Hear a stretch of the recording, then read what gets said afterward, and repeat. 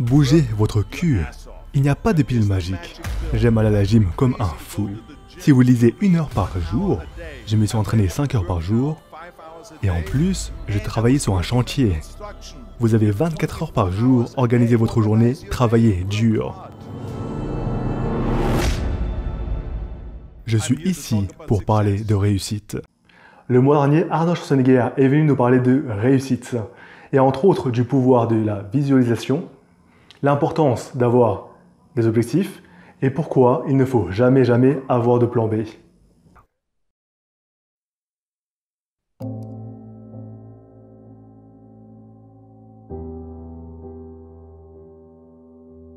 J'allais à l'université, je m'entraînais 5 heures par jour et en plus je travaillais sur un chantier de construction car à cette époque il n'y avait pas d'argent dans le bodybuilding.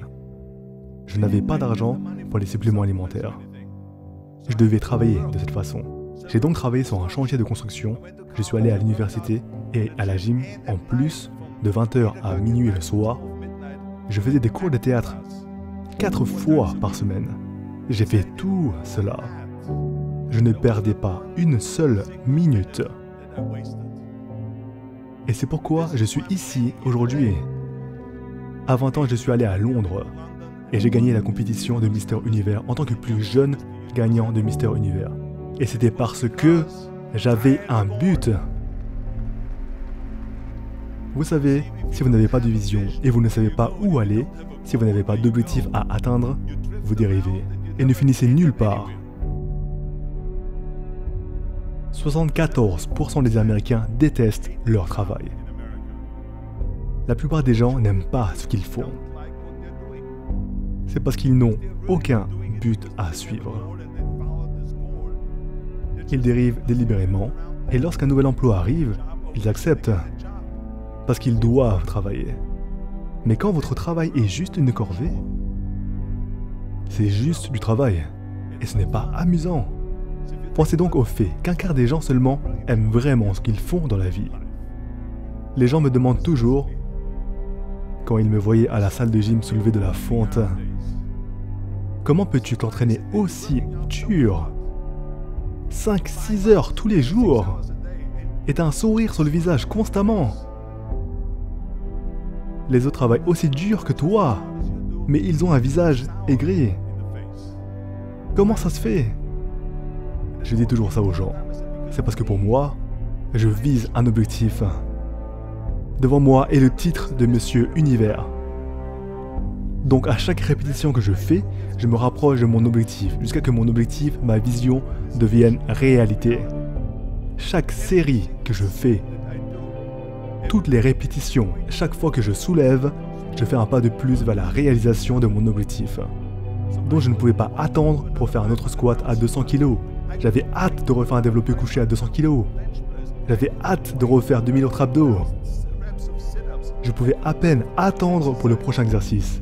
Alors laissez-moi vous dire, visualisez votre objectif pour y aller rend le processus amusant. Vous devez avoir un objectif, quoi que vous fassiez dans la vie. Vous devez avoir un objectif. Mohamed Ali a travaillé très dur.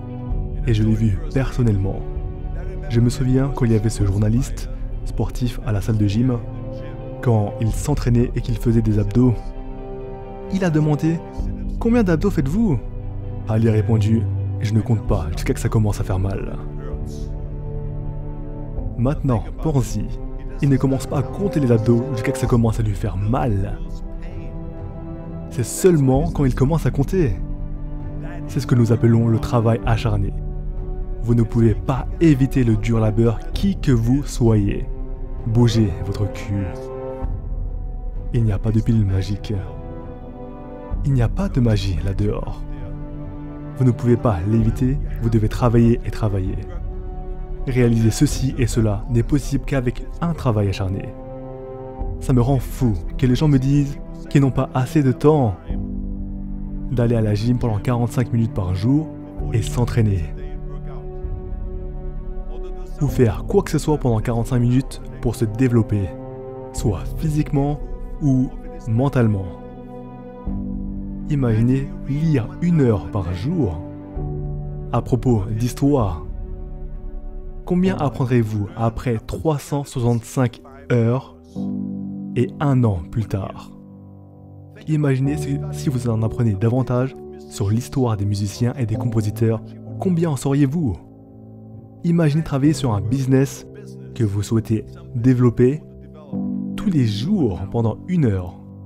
Imaginez à quel point vous irez loin. Donc ça me rend fou quand les gens disent « Je n'ai pas le temps ». Il y a 24 heures par jour, tous les jours. Nous dormons 6 heures par jour, donc ça nous laisse encore 18 heures.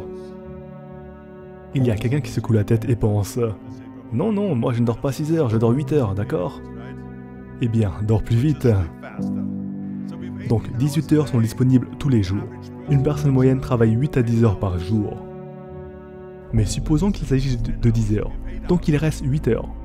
Puis on est dans les transports 1 heure par jour, ou peut-être 2 heures. Donc il reste 6 heures par jour. Que faites-vous avec ces 6 heures? Que faites-vous? Tu manges un peu? Tu dragues un peu? Tu parles à quelques gens?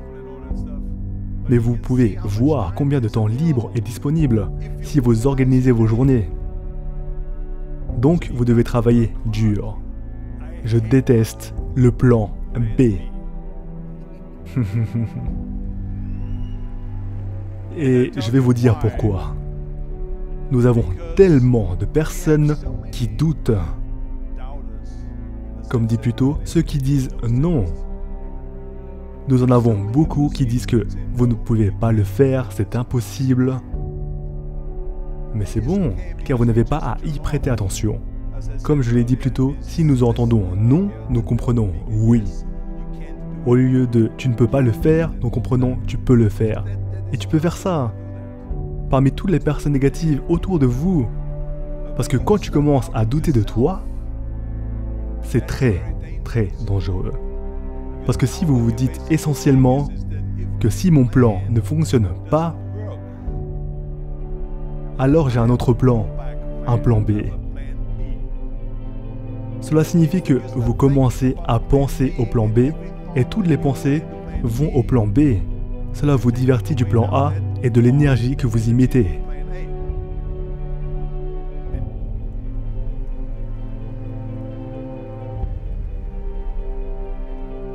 Et ça, c'est très important.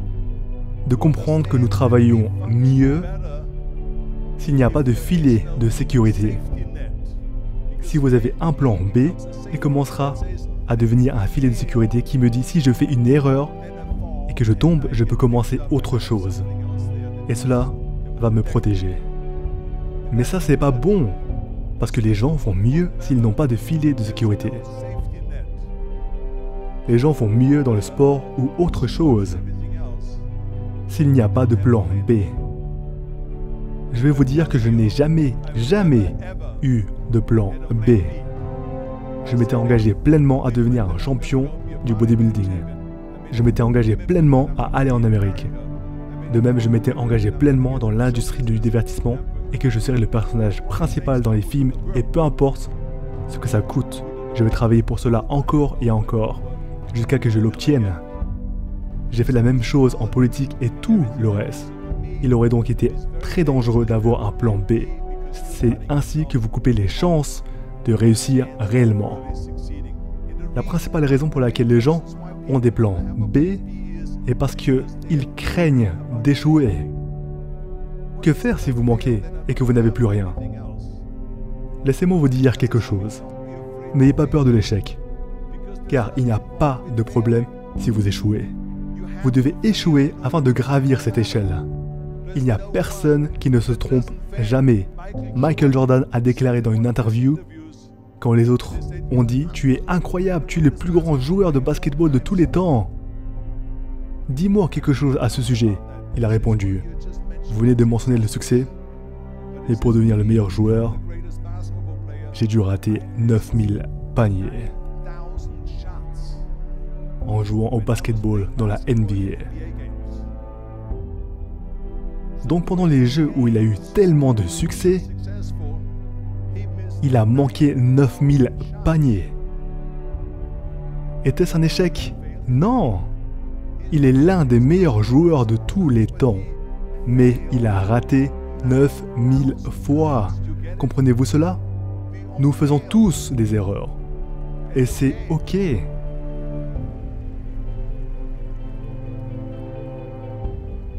Mais ce qui n'est pas ok, c'est que lorsque vous échouez, vous restez à terre. Quiconque qui reste à terre est un perdant. Les gagnants font des erreurs et se relèvent. Ils échouent et se relèvent. Ils échouent et se relèvent. Ils se relèvent toujours. Ça, c'est un gagnant. Ça, c'est un gagnant. J'ai échoué dans le bodybuilding. J'ai perdu dans des compétitions de bodybuilding. J'ai perdu dans des compétitions de levage de poids. J'ai perdu dans des compétitions d'haltérophilie. J'ai eu des films qui sont partis dans les toilettes. Ils étaient terribles et ont reçu des mauvaises critiques. Je me souviens, dans la politique, j'ai eu beaucoup d'initiatives dans les bulletins de vote. Et nous avons perdu. En Californie, mon taux d'acceptation est tombé à 28%. Et puis a augmenté à nouveau, et j'ai de nouveau remporté l'élection de gouverneur. Hey, on perd tous! Nous avons tous des échecs, c'est ok! Donc je vous dis de ne pas craindre l'échec. Parce que si vous avez peur de l'échec, alors vous allez être rigide, et vous ne pouvez pas vous détendre pour être performant dans tout, dans la boxe, votre travail ou votre pensée. Cela ne fonctionne que si vous êtes détendu. Alors détends-toi. Tout va bien si vous faites une erreur. Donnez-vous juste à fond. C'est aussi simple que ça. Alors n'ayez pas peur de l'échec.